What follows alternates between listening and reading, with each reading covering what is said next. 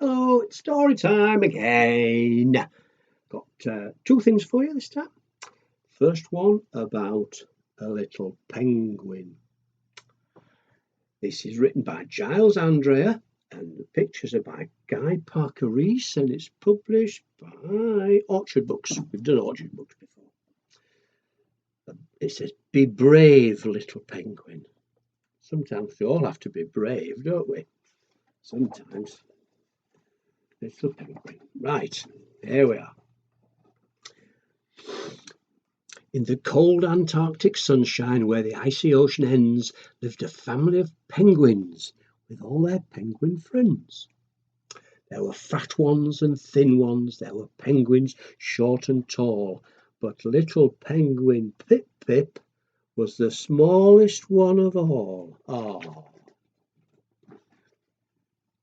And while the other penguins went out swimming wild and free, little Pip Pip played alone, was too frightened of the sea. Oh. Names like Scaredy Pip Pip sometimes echoed in his ears. He was sad and he was lonely, but he couldn't show his tears. Oh, this is sad, isn't it? Oh. "What's the matter, Pip Pip?" said his daddy one fine day. "You can't be scared of water. What a silly thing to say." There's all the other penguins, look, all playing in the water, because that's what penguins do, isn't it? They like the water. Pip Pip didn't. "Be gentle," said his mummy, taking Pip Pip by the hand. "We all have certain fears that might be hard to understand. Come on, little Pip Pip, dip your toes in here, just so. The water's calm and still now. Do it slowly. Have a go." So he does.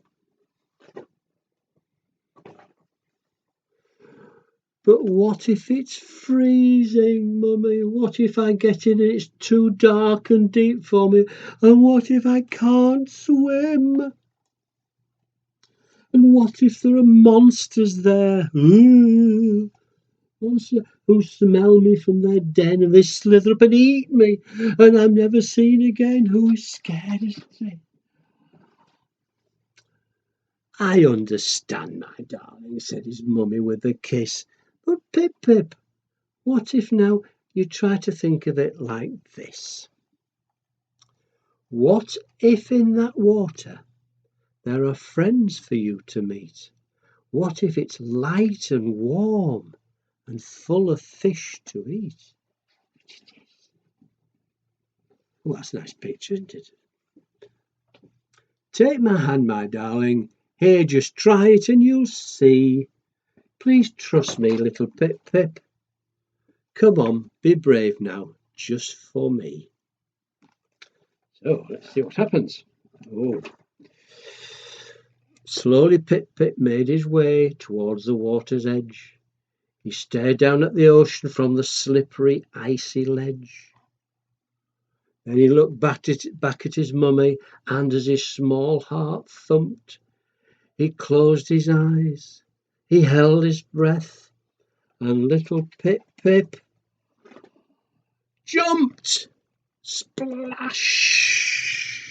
Splash in the water! Do you think it's going to be all right? I think so. For a while his mummy waited. Then she cried out, "Something's wrong. Pip Pip, please, where are you? You've been under way too long." So she leapt into the ocean, diving deep into the blue. Then suddenly, from nowhere, came a little voice that she knew. Oh, there he is, look. Oh, "Mummy, Mummy, over here. Hey, Mummy, look at me. I'm swimming, Mummy, swimming. Look, I'm swimming. Can you see?" She turned and spinning circles through the water bright and clean, swam Pip Pip with the biggest smile the world has ever seen. And as she watched her little one right there before her eyes, he burst up through the surface and he soared into the skies.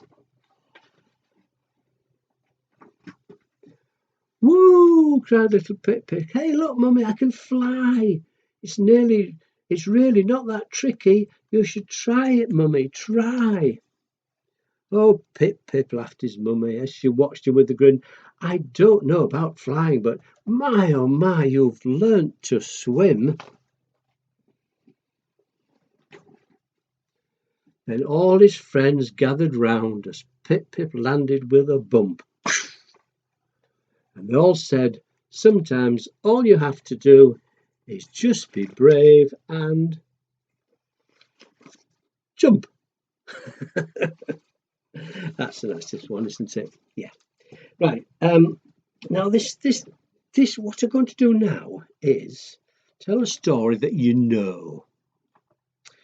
It's about a little girl called Goldilocks and three bears. There's a daddy bear. There's a mummy bear. And of course there's a little baby bear. And one day Goldilocks is going through the woods, finds a little cottage, goes in. What does she see? She sees a chair, tries to sit on it, but the first one's too big, the second one's a little bit big, third one's just right. She sits on it and it breaks. Oh. Then she goes into the kitchen and sees a table with 3 bowls of porridge. She tries the first one and it's too hot. Oh! She tries the second one and it's too cold. Oh! She tries the third one, the little bowl, and it's just right. So she eats it all up.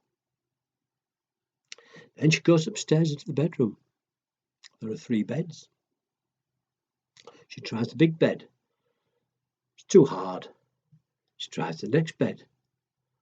Ooh, too soft.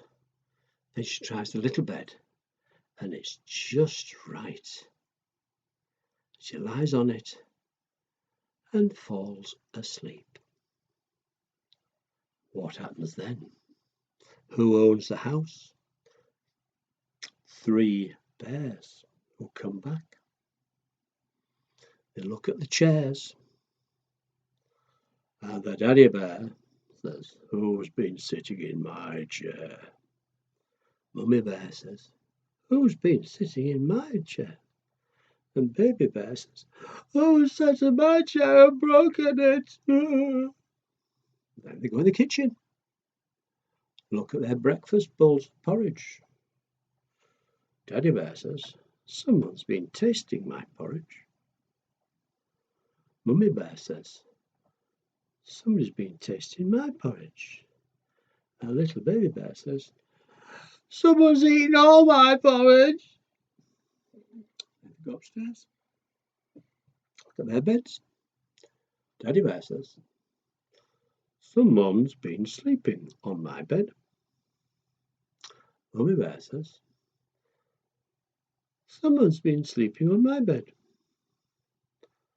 Little baby bear says, someone is still in my bed. And all the bears shouted, and Goldilocks woke up and ran home. Oh, that's a silly story. But I nearly said, Daddy bear said, who's been sleeping in my porridge? That would have been silly, wouldn't it? Anyway, you know that story. So that's the end of story time for today. So until next time, bye.